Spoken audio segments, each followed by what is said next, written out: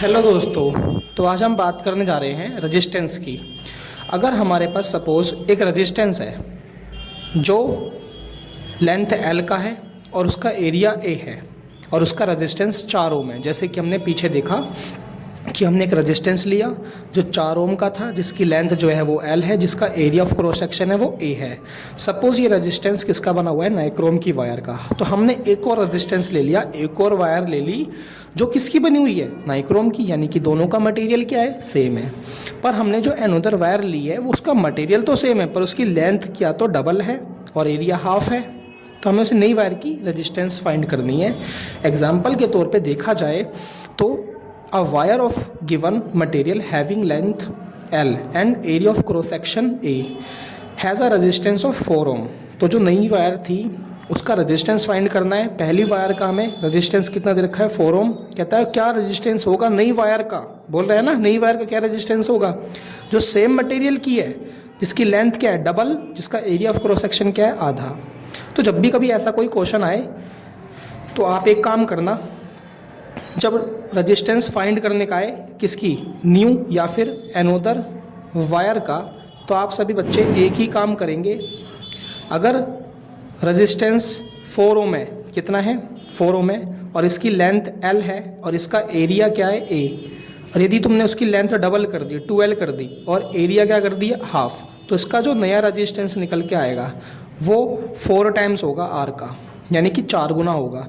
पहला रेजिस्टेंस कितना था? 4 ओम, तो नई वाई का होगा 16 ओम। कितना होगा? 16 ओम। ध्यान रखना इस बात को। ये MCQ बेस्ड क्वेश्चन है जो आप बहुत जल्दी ट्रिक से कर सकते हो। एग्जांपल के तौर पे जैसे कि आपके पास लेंथ L थी, area of cross section A था, इसका जो रेजिस्टेंस है वो कितना है? 4 ओम। तो आपसे बोलता है नया रेजिस्टेंस कितना होगा जिसकी लेंथ क्या है? डबल है और एरिया क्या है? आधा। तो इसका जो नया रेजिस्टेंस होगा, जो नया रेजिस्टेंस होगा वो होगा 16 ओम। कितना होगा भाई?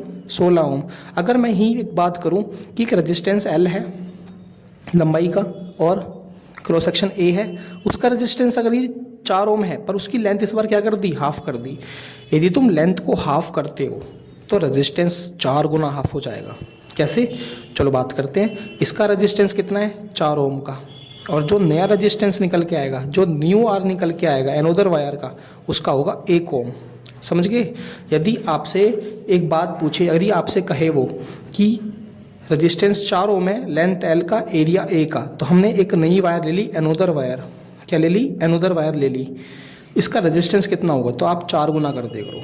कैसे? 16। 4 की मल्टीप्लाई 4 से कर दी तो 16 आ गया। सीधा ध्यान रखना कि ये का सेम मटेरियल है और आपसे क्या पूछ रहा है? लेंथ। यानी कि जिस रेजिस्टेंस की लेंथ में डबल होगा, जो लेंथ L थी तुम उसे डबल कर दोगे तो जो रेजिस्टेंस है वो 4 गुना डबल हो जाएगा। ध्यान रखना। यदि तुमने लेंथ L थी, लेंथ आधी कर दी तो रेजिस्टेंस 4 गुना कम हो जाएगा। ध्यान रखना। जैसे एग्जांपल के तौर पे सपोज अगर रेजिस्टेंस 8 है और आपसे लेंथ कह रहा है डबल हो गई है, तो रेजिस्टेंस 4 गुना हो गया। 8 चौक 32 हो गया, 32 ओम आ गया नया रेजिस्टेंस। यदि आपसे कह रहा है कि रेजिस्टेंस जो है वो 16 ओम है, कितना है? 16 ओम, और इसकी जो लेंथ है वो आधी कर दी आपने। क्या कर दी? लेंथ आधी कर दी, तो इसका 4 गुना कम कर लो, 4 ओम आ गया। ध्यान रखना। अगर लेंथ डबल करोगे तो रेजिस्टेंस 4 गुना बढ़ जाएगा, यदि लेंथ आधी करोगे तो रेजिस्टेंस 4 गुना घट जाएगा। ये इसकी ट्रिक थी MCQ क्वेश्चन करने की। इसको मैंने हिंदी में दिया गया है। दिए गए पदार्थ की लंबाई L है तथा उसकी मोटाई A है। उस तार का प्रतिरोध कितना है? 4 ओम है।